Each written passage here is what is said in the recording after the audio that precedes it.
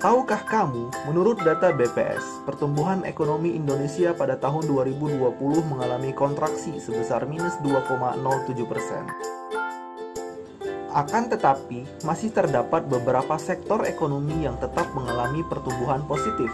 Salah satunya sektor pertanian yang mengalami pertumbuhan 1,75% pada tahun 2020.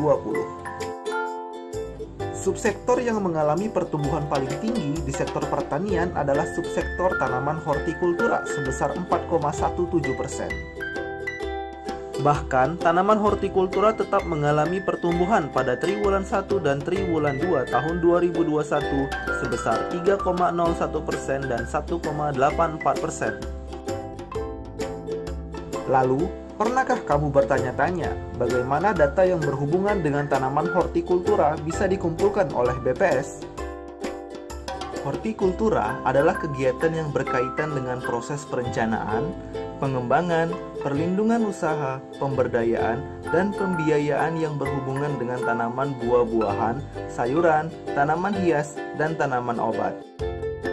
Ada 4 survei yang dilakukan BPS dalam pengumpulan data statistik hortikultura. Pertama, survei pertanian hortikultura atau SPH. Periode pelaksanaan survei ini yaitu bulanan dan triwulanan. Kegiatan pengumpulan data ini dilakukan bersama dengan Kementerian Pertanian dan Dinas Pertanian daerah. Survei ini mencakup sayuran dan buah-buahan semusim, 26 komoditas, buah-buahan dan sayuran tahunan, 27 komoditas, tanaman obat, 15 komoditas, dan tanaman hias, 20 komoditas.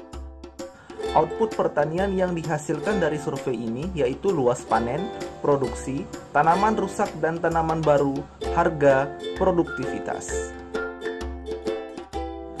Stakeholder yang menggunakan output pertanian tersebut diantaranya Kementerian Pertanian untuk evaluasi kegiatan bulanan, Bappenas dalam penyusunan PDB triwulanan, pemerintah daerah dalam mendukung Satu Data Indonesia, serta FAO untuk penyusunan data global.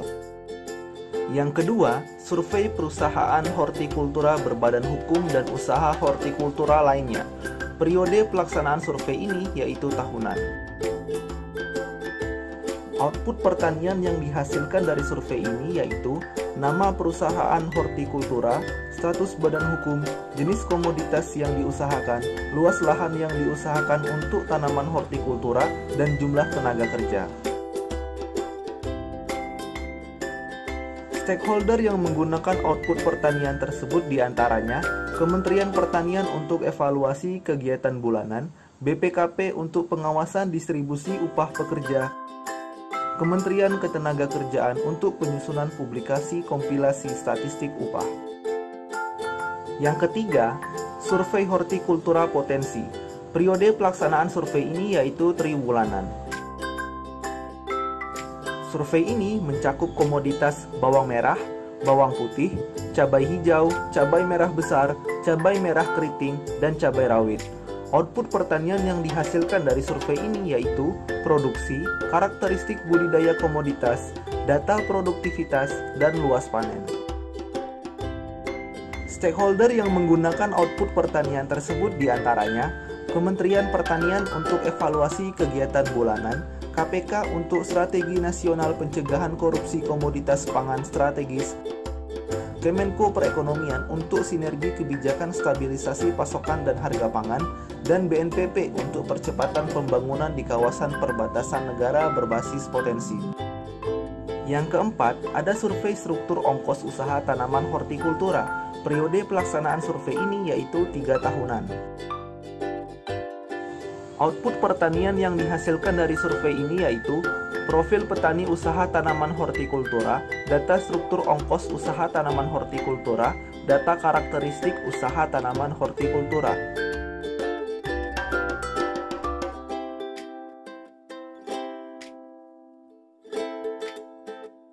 Stakeholder yang menggunakan output pertanian tersebut diantaranya Kementerian Pertanian untuk evaluasi kegiatan bulanan, Bapeda untuk proses pembangunan daerah, serta FAO untuk penyusunan data global.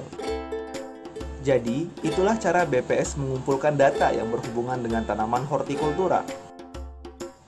Sekarang sudah tahu kan teman? Agar informasinya menyebar seluas-luasnya, silahkan di-share ya.